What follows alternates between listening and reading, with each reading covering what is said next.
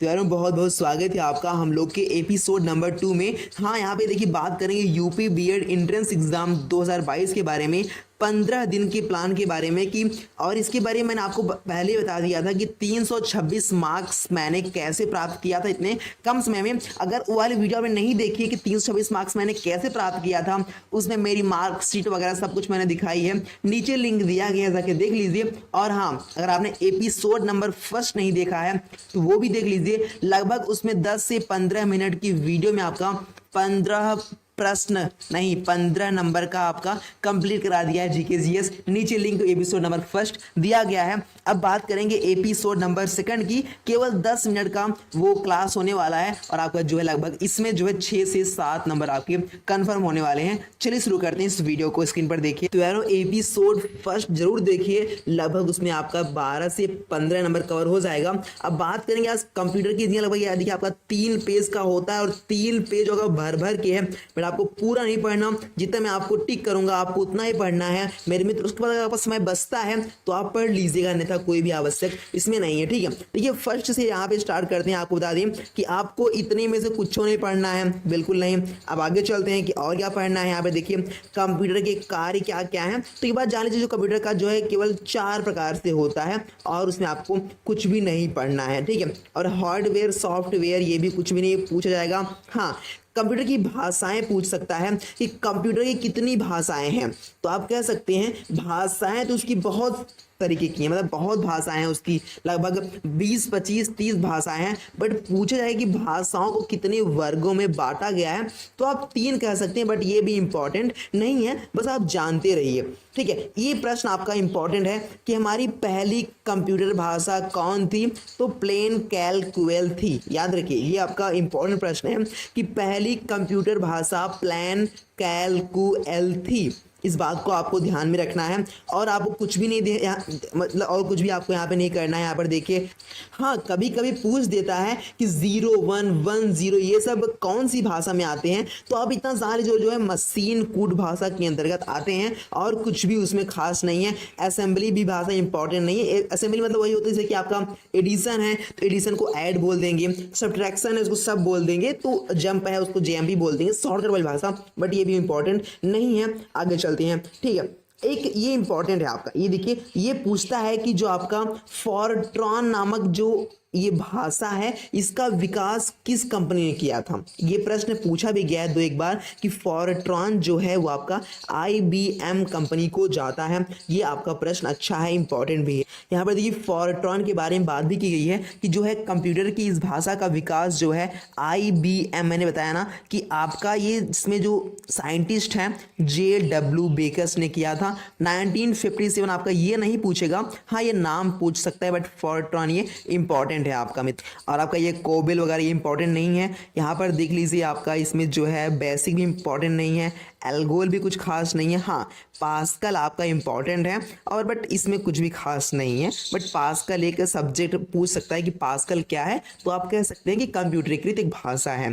ठीक है, बट हाँ इसमें देखिए जो आपका इसमें मैं आपको दिखा दूँ फोर्थ, हाँ फोर्थ जो होता है ये इंपॉर्टेंट है। फोर्थ क्या है ना मित्र, ये देखिए इस भाषा का जो आविष्कार है ये पूछ सकता है किसने किया था, तो चार्ल्स मूरे ने जो है फोर्थ का आविष्कार किया था। इसका उपयोग जो है कंप्यूटर के जितने भी प्रकार के कार्य होते हैं सब में होता है। फोर्थ की ये खासियत होती है। ठीक है, तो ये भी कुछ खास मतलब कि फोर्थ को आपको एक बार ध्यान में रख लेना है और भी कुछ खास नहीं है।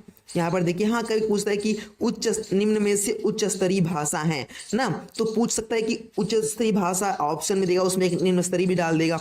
तो एक बार देखिए आप इसे पायलट पढ़ लीजिए, C++, लिस्प, यूनिक्स, स्नोबॉल, ये सब आपकी देखिए उच्च स्तरीय भाषा में आते हैं। ये सब प्रोलॉग, लोगो, कोमॉल, पास्कल, एल्गोल ये जो आपकी उच्च स्तरीय भाषा में आते हैं। बट ये केवल 1% चांस है कि आ सकता है, नहीं तो नहीं आएगा। ठीक है, अब आपको हाँ ये देखिए फुल फॉर्म अक्सर पूछता है मतलब सरल प्रश्नों के अंतर्गत कि CPU का फुल नेम क्या है, तो सेंट्रल प्रोसेसिंग यूनिट, इसे मस्तिष्क कहा जाता है कंप्यूटर का, वगैरह वगैरह। और यहाँ पे रैम का फुल नेम पूछ सकता है जी, रैंडम एक्सेस मेमोरी, ये पूछ सकता है। यहाँ पे नहीं दिया गया क्या, नहीं यहाँ पे नहीं दिया गया, तो इसका फुल नेम यही होता है। ठीक, हाँ ये पूछ सकता है कि रैम की जो गणना की जाती है किस में की जाती है, तो आपका मेगाबाइट, जिसको आप बोलते हैं MB, कि हम हमारा इतना एमबी खर्च हो गया, इतना एमबी खर्च हो गया, तो मेगाबाइट वही होता है। तो रैम जो होता है उसकी वही होती है, बट रैम का फुल नेम क्या होता है? Random access memory. और यहाँ पे देखिए रोम का क्या होता है full name? Read only memory. यहाँ पे नहीं दिया गया है बट आप जान लीजिए, ठीक है। ये फुल नेम पूछ सकता है। मदरबोर्ड, हार्ड डिस्क, ये सब कुछ नहीं पूछेगा आपका। सीडी रोम वगैरह कुछ नहीं पूछेगा, परेशान बिल्कुल मत होइए। नेक्स्ट पेज पे आपको लेके चलते हैं, फटाक से खत्म करेंगे, ठीक है। हाँ, कीबोर्ड पूछ सकता है, तो लगभग देखिए 108 होता है कीबोर्ड में, 108 होता है मतलब। बट यहाँ पे देखिए जो है कंप्यूटर की लेखन प्रणाली में जो है 101 वाली कीबोर्ड को अच्छा माना जाता है, बट ये संख्या अब नहीं पूछता, क्योंकि अब जो है इतने ज़्यादा तरह आ गए हैं कीबोर्ड कि किसी में 90, किसी में 100, तो किसी में 110, किसी में 118, तो तरीके अलग अलग होते हैं। गेमिंग के लिए अलग कीबोर्ड आ रहा है, स्टडी के लिए अलग आ रहा है, तो ये सब कुछ खास उसमें नहीं आएगा, ठीक है। हाँ, ये पूछता है कि मॉनिटर में अधिकांशतः कितने रंग होते हैं, तो आपको बताना है कि 256 रंग होते हैं। वहाँ पे ऑप्शन 257 भी दे सकता है, 260 भी दे सकता है, 250 दे सकता है। जो आपको सबसे नज़दीक लगे 256 के, आपको वही टिक कर देना है, ठीक है। और भी कुछ खास इंपॉर्टेंट बिल्कुल नहीं है, बिल्कुल आगे चलिए। कंप्यूटर वायरस से सब भी कुछ भी नहीं पूछा जाएगा। हाँ, हालांकि जानकारी के लिए आप इसे पढ़ सकते हैं। कुछ नाम पूछ सकता है कि माइकेल एंजेलो या फिर निम्न में से कंप्यूटर वायरस का नाम है, तो एक बार आप इसी बार अपने दिमाग में पढ़ लेंगे। माइकेल एंजेलो, डार्क एवेंजर, किलो, फिलिप, सी ब्रेन, ब्लडी, चेंज मुंगू एवं देसी, ठीक है। तो ये सब कुछ नाम है, पढ़ लीजिए, संबंध हो सकता है कि पूछ जाए। हाँ, बट यहाँ से आपका इंपॉर्टेंट होता है कि कंप्यूटर से संबंधित महत्वपूर्ण तथ्य। चार्ल्स बेबेज को जो है पितामह कहा जाता है, आपको तो पता है। वॉन न्यूमैन का कंप्यूटर के विकास में योगदान है, कुछ कुछ है, मतलब इसे आने की कुछ बहुत कम संभावना है, तो एक बार पढ़ लीजिए बस आप, ठीक है। हाँ, इतना समझिए कि आधुनिक कंप्यूटर की खोज कब हुई थी, तो 1946 में हुई थी, आपको इसे ध्यान में रखना है, ठीक है। और ये सब महान क्रांति वगैरह कुछ नहीं, आपका 1946 से दिमाग में रख लीजिए, ठीक है। अब देखिए विश्व में सर्वाधिक कंप्यूटर वाला देश क्या है, आपको पता है कि अमेरिका है। नॉर्मली आप इसे दिमाग में पढ़ लेंगे तो आपके दिमाग में घुस गया कि विश्व में सर्वाधिक कंप्यूटरों वाला जो देश है वो संयुक्त राज्य अमेरिका है। इस बात को आपको ध्यान में रख लेना है, ठीक है। अब यहाँ पे देखिए जो है, और ये पूछ सकता है कि जो भारत का कंप्यूटर यूज करने में कौन सा स्थान है, तो 19वां स्थान है कंप्यूटर का, भारत का 19वां स्थान है। और इसके बीच में सब कुछ तो नहीं पढ़ना है, एक सबसे ज़्यादा वाला और हमने भारत याद कर लीजिए बस, और कुछ नहीं, ठीक है। और इसमें कुछ भी खास नहीं है। आगे चलो आगे चलो आगे चलो, कुछ भी नहीं खास है। हाँ, 2 दिसंबर कंप्यूटर साक्षरता दिवस मनाया जाता है। पूछ सकता है कि कंप्यूटर साक्षरता दिवस कब मनाया जाता है, तो सीधी बात में 2 दिसंबर को मनाया जाता है। नॉर्मली आप एक बार पढ़ लेंगे तो आपके दिमाग में घुस गया होगा अभी से, ठीक है। और कुछ भी नहीं है। हाँ, ये बहुत इंपॉर्टेंट है कि भारत में निर्मित प्रथम कंप्यूटर का नाम क्या है, सिद्धार्थ। इस बात को ऑप्शन में सिद्धार्थ रहेगा, आर्यभट्ट रहेगा, बहुत सी चीजें रहेंगी, ठीक है। बट आपको जो है सिद्धार्थ पर ही टिक करना है। भारत का निर्मित प्रथम कंप्यूटर सिद्धार्थ है। इसका निर्माण किसने किया था, इलेक्ट्रॉनिक कॉरपोरेशन ऑफ इंडिया। बस ये पूछेगा नहीं, एक बार पढ़ लीजिएगा। बट ये सिद्धार्थ, इसे आपको अपने जहान में एकदम ठूस के भर लेना मेरे मित्र, ठीक है। अब आगे चलिए, भारत का प्रथम कंप्यूटरीकृत डाकघर कहाँ है, नई दिल्ली का जो है वो प्रथम कंप्यूटरीकृत डाकघर है। आगे चलिए, ठीक है। भारत का प्रथम प्रदूषण रहित कंप्यूटरीकृत पेट्रोल पंप तो मुंबई में है। डाकघर नई दिल्ली, पेट्रोल पंप मुंबई, याद रखिए। आगे चलिए कि निजी क्षेत्र के अंतर्गत स्थापित होने वाला, ये भी बिल्कुल ये नहीं इंपॉर्टेंट है, ठीक है, ये भी नहीं है। और हाँ, भारत की सिलिकॉन घाटी किसे कहा जाता है, बेंगलुरु को कहा जाता है। ये प्रश्न आपका इंपॉर्टेंट है कि भारत की सिलिकॉन घाटी बेंगलुरु को कहा जाता है, ये इंपॉर्टेंट है, इसे आप नोट कर लीजिए, ठीक है। सेकंड पेज चलते हैं, बहुत तेजी से खत्म हो गया है, केवल 10 मिनट में आप पूरा क्लियर कर लेंगे। हालांकि मैं तो बता रहा हूँ, आप जब पढ़ेंगे तो खुद से कर लेंगे, ठीक है। ये देखिए, एक भारतीय जनता पार्टी जो बीजेपी है, वो पहली ऐसी पार्टी है जिसने इंटरनेट अपना वेबसाइट बनाया। तो बीजेपी, आपको ये बात दिमाग में रख लें क्योंकि सत्ता इनकी है, तो ये प्रश्न आ सकता है, ठीक है।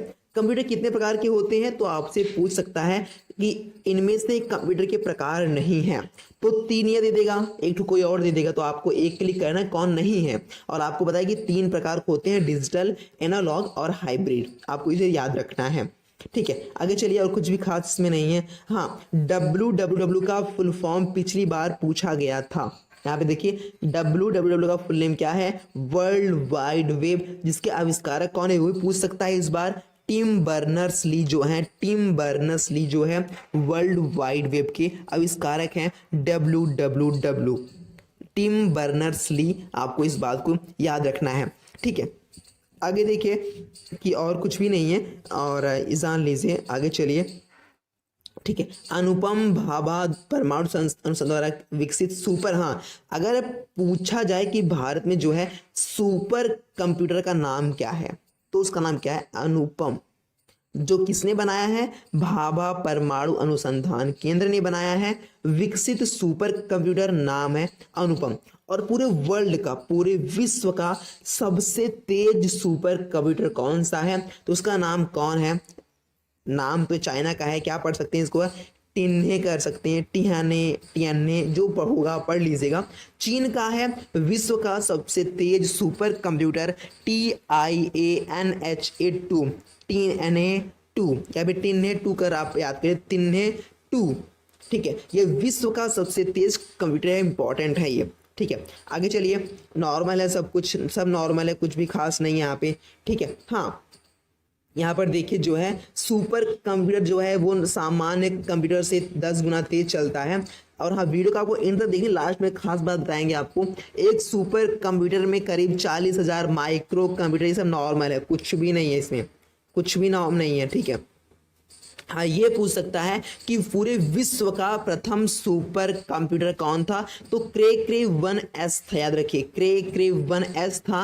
पूरे विश्व का प्रथम सुपर कंप्यूटर क्रे 1S था, जिसे किसने बनाया, अमेरिका ने बनाया, बस ये जान लीजिए, और कुछ नहीं, ये इस साल कुछ मत पढ़िए, बस अमेरिका ने बनाया। नाम क्या था, क्रे 1S था, प्रथम सुपर कंप्यूटर पूरे वर्ल्ड का, पूरे विश्व का, ठीक है। आगे चलिए, आगे चलिए, और कुछ नहीं है।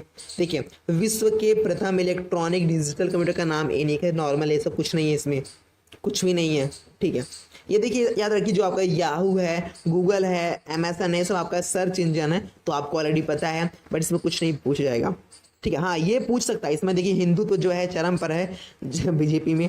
तो इंटरनेट पर उपलब्ध होने वाली प्रथम भारतीय समाचार पत्र द हिंदू है, पढ़ लीजिएगा, हम कहीं कह रहे हैं कि आपका आएगा ही, ठीक है। और भी नॉर्मल, चलिए आगे चलिए, और कुछ भी खास नहीं है यहाँ पे, ठीक है। आगे चलिए, आपका अभी यहाँ पे कुछ खास नहीं मिल रहा है। यहाँ पर देखिए, हाँ यहाँ पे देखिए, जब 2 पेज हमने कंप्लीट कर लिया, यहाँ पर देखिए अब यहाँ पे भी कुछ भी नहीं है। हाँ ये आपसे पूछ सकता है, किसी किसी को नहीं पता, सबको पता होता है कि 1 किलोबाइट जो होता है किसके बराबर होता है, 1024 बाइट के। 1 मेगाबाइट कितने किसके बराबर होता है, 1024 किलोबाइट के। 1 GB किसके बराबर होता है, 1024 MB के। तो इस तरीके से आपको याद रखना है, GB 1 GB में 1024 MB, 1 MB में 1024 KB, 1024 KB है ना, 1 KB में फिर 1024 बाइट, ऐसे करके होता है। ये भी आपका नॉर्मल है, एक बार आप पढ़ लीजिएगा, उम्मीद है सबको ये तो याद ही रहता है, ठीक है। और ये सब नॉर्मल, सब कुछ नॉर्मल है, सब कुछ नॉर्मल है, बस आप आगे चलते रहिए। देखिए और आगे चलिए, आपको कुछ भी खास देखने को नहीं मिल रहा है। हाँ ये पूछ सकता है कि जो विश्व का प्रथम डिजिटल कंप्यूटर था वो कौन था, ANIAC।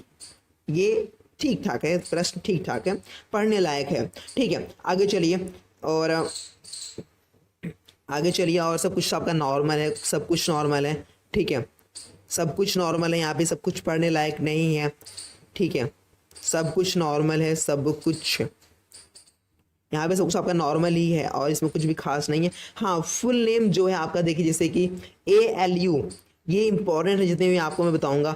ALU जैसे हो गया आपका अर्थमेटिक लॉजिक यूनिट, ठीक है। और यहाँ पे ALG वाला एल्गोरिथमिक लैंग्वेज, ये दोनों इंपॉर्टेंट हैं, ठीक है।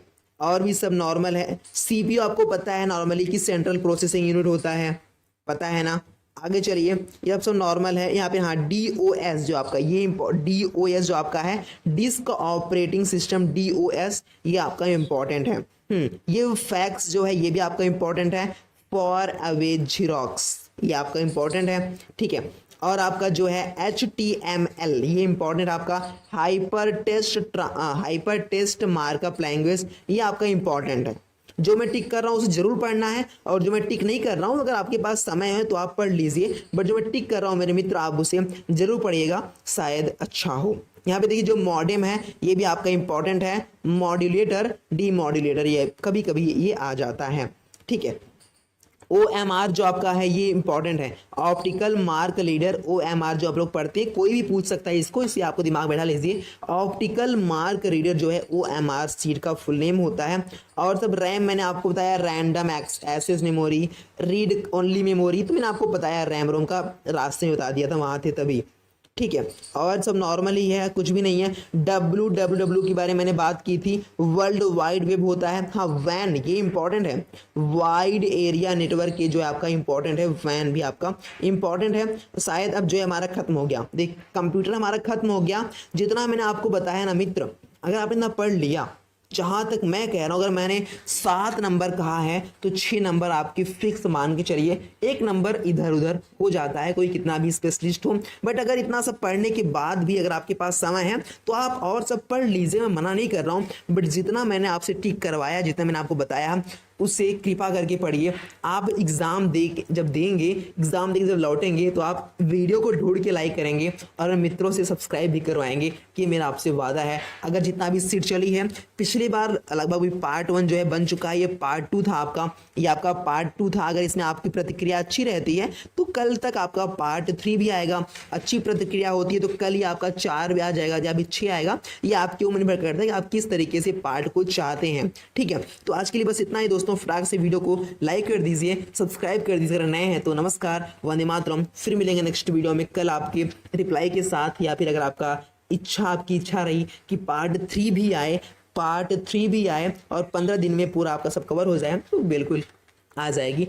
फिर मिलेंगे नेक्स्ट वीडियो में। जय हिंद, नमस्कार, वंदे मातरम।